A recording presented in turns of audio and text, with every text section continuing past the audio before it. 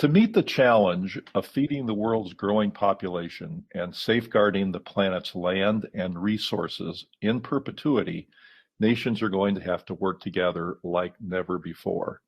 Welcome to the Leading Voices in Food podcast. I'm Kelly Brownell, Director of the World Food Policy Center at Duke University. Today's guests are part of a 20-country research consortium dubbed FABLE, which stands for Food, Agriculture, Biodiversity, Land Use, and Energy. I'm delighted to have joining us today Environmental Policy Specialist Jordan Poncet, who coordinates FABLE for the Sustainable Development Solutions Network, and Justin Baker, Associate Professor and Forest Resource Economist at North Carolina State University. Jordan and Justin, thanks so much for being with us today. Thank you so much for having us. It's great to be here. Thank you. So Jordan, let's begin with you. The FABLE Consortium just published a new report that was entitled Pathways to Sustainable Land Use and Food Systems, a very important report indeed. Can you help our listeners understand who's part of the consortium and what the consortium hopes to achieve? FABLE is a global network that operates as part of the Food and Land Use Coalition. It's made up of research teams from 20 countries and is coordinated by a secretariat led by the Sustainable Development Solutions Network and the International Institute for Applied Systems Analysis, along with EAT, Biodiversity International, and the Potsdam Institute for Climate Impact Research. And what we do is we ask ourselves a pretty big question, which is how can countries shift towards sustainable land use and food systems? We know that these systems are critical for ensuring food security, net zero greenhouse gas emissions, the protection of biodiversity, and many other important objectives. But we also know that these systems currently drive massive biodiversity and forest loss, that depending on how you account for it, are responsible for over a quarter of greenhouse gas emissions, and that they contribute to unhealthy diets and food insecurity. These are really thorny, complex issues, and solving them requires a really careful assessment of the trade-offs between competing uses of land, as well as international spillover effects, since so much of agricultural production is traded internationally. And what we found is that countries tend to lack the tools and capacity to carry out these assessments. So the first aim of FABLE is to build the capacity to model these complex systems and facilitate the sharing of best practices across the research teams in our consortium. And the second is to support the development of national pathways that are consistent with global sustainable development objectives, like the Sustainable Development Goals and the Paris Agreement. And in terms of what we hope to achieve, we really work to help ensure that science can help inform policy on land use and food systems, and that questions around food and land use systems are integrated into countries' policy commitments, particularly those that relate to climate and biodiversity. Boy, this is a very ambitious effort. So explain, if you would, why a cross-country consortium is needed. And can you give some examples of the kind of multinational coordination and policy that's needed? So there are several reasons why international consortiums like FABLE are needed to address these questions, but I think two are particularly important and interlinked. The first is international trade. Most land use decisions are made at the national or really even subnational level, but because so much of what is produced is traded, any national pathway really should consider the impacts of trade. The second, which I think is linked, has to do with global commitments and targets. So national pathways are necessary for charting a course towards sustainability at the country level, but they also need to ensure that the sum of national pathways can help us meet global targets. So what FABLE does is provide a space to test this through what we call a Senathon or a scenario marathon. And in that process, the consortium collectively sets global targets, mainly taken from existing international commitments and from the planetary boundaries concept. And once those targets have been set, the research teams develop their national pathways with the targets in mind and come together to add them up and see how far they are from achieving the global targets. And that process of collective review repeats itself over several iterations and allows the teams to raise their level of ambition to ensure that the sum of all country pathways achieves the targets.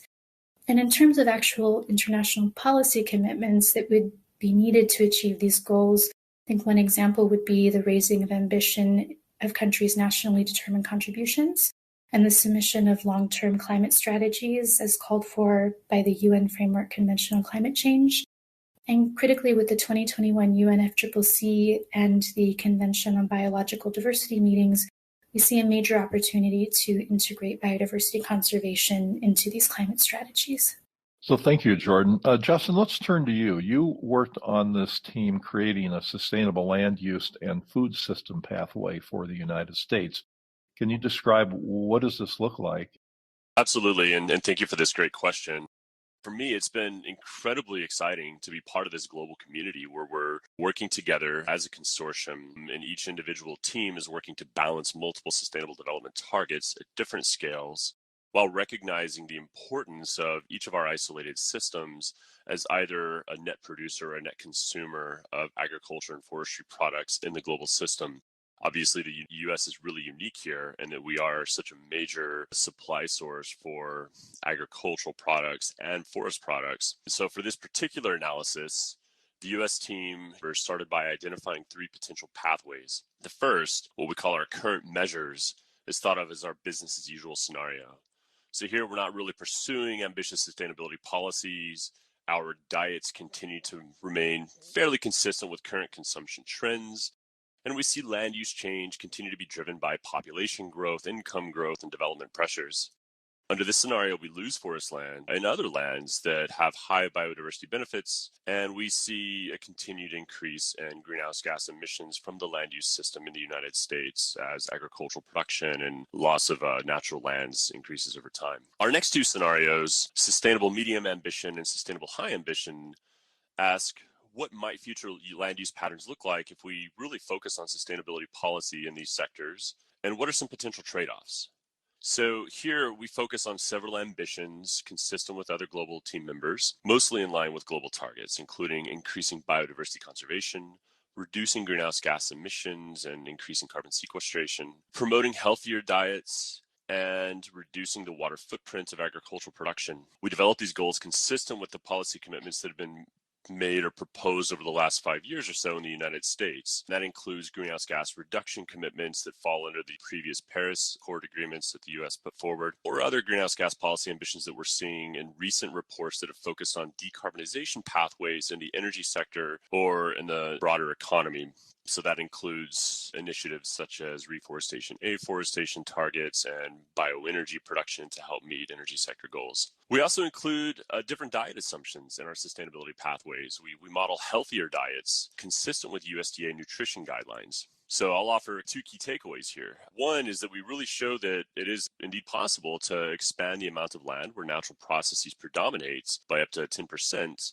Also, while substantially increasing carbon sequestration or reducing net emissions, reducing the water consumption and the water footprint of agricultural production in the U.S., and devoting agricultural land to bioenergy so that we can help meet these energy sector climate targets. We can do all of this while continuing to meet rising domestic and international consumer demand for agricultural products in particular. We show that one natural climate solution, tree planting or afforestation, which is the subject of many current policy debates in the US and elsewhere, could really play a critical role here in helping us to achieve these climate targets in the land use sectors. Another important takeaway is that we show how important diet assumptions are in driving future land use patterns. So whenever we look at our current measures scenario, our cropland and pasture projections and associated environmental impacts are all very sensitive to assumptions about future diet composition. So if we continue on with this trend of high meat and in particular red meat consumption, that could result in a much different and less sustainable land use future than diets that improve nutrition and health outcomes in the US. So thank you, Justin. Now for the big question. Once you've created a country pathway, what happens next? I mean, how do you move from this work of a theoretical model into practice? And Justin, let's start with you, and then I'd like to hear from Jordan. It was another great question. I have to say, in many ways, we view this as the starting point, right? Not the end objective. That initial modeling has many potential extensions that we have tons of work to do. And the U.S. team recognizes that. In particular, one thing that's really important when we start talking about guiding policy design, communicating with policymakers is a better discussion of trade-offs, right? So in our U.S. chapter, we have a high-level discussion of potential trade-offs of these different pathways, but really more work is needed to understand some of the potential economic costs and, more importantly, the distributional consequences of these sustainable pathways. That's going to require a lot more refined spatial analysis and new collaborations with a wider range of disciplinary experts. We also envision closer coordination with key U.S. trading partners and subsequent analyses so that we can better harmonize our assumptions about bilateral trade flows between, for instance, the U.S. and Canada and the U.S. and Mexico under these different sustainability assumptions. And then, of course, outreach and engagement will be really key. And we have big plans this year. I mean, obviously, the U.S. is undergoing a leadership transition right now. And so we'll continue to keep an eye on potential policy proposals that are being pushed by the transition team and by the incoming administration. And we'll hope to communicate our current findings and some of our subsequent modeling efforts with policymakers later this year. And Jordan, what are your thoughts on that big question? So I think I'd really just like to echo what Justin has said. I think what we find is that pathways are primarily a starting point or a useful tool for facilitating constructive and transparent dialogue with stakeholders because they can really help focus conversations around specific policy targets and objectives and test many possible futures. Right now, what many of the FABLE country teams are doing is that they're engaging with national experts and policymakers around their quantified pathways. For example, in the UK and in the Nordic countries, where they have ongoing dialogues to design and refine their pathways in light of ongoing or upcoming policy processes, such as, for example, the impacts of Brexit, which will have many implications on land use and food systems in the UK and more widely. And others are looking at how FABLE tools can also help support the development of more targeted food and land use pathways that align with very specific policy objectives. And I think one example that we're increasingly seeing a number of countries look at is the case of net zero emissions by mid-century, which many countries are increasingly committing to and looking at how the land use and food systems can support that. Well, I'm very grateful to both of you, not only for joining us today, of course, but for doing this work. For our listeners, if you'd like to learn more about this important work, you can read the report at www.foodlandusecoalition.org/FABLE. So it's www.foodlandusecoalition.org/FABLE. And thank you very much for listening. If you'd like to subscribe to the Leading Voices in Food podcast series, you can find it on Apple Podcasts, Google Play, or your favorite podcast app. Podcasts and transcripts are also available on the website of the Duke World Food Policy Center. This is Kelly Brownell.